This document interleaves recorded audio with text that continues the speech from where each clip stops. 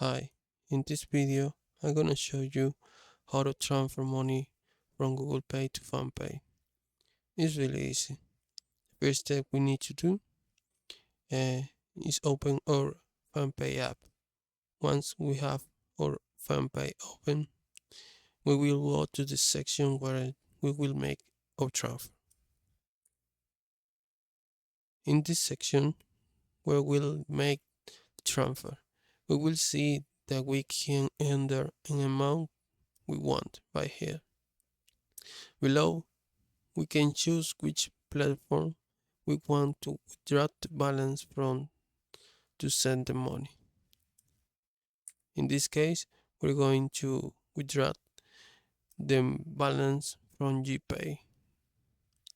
You must have GPay account so that when you transfer, you can do so with any problems.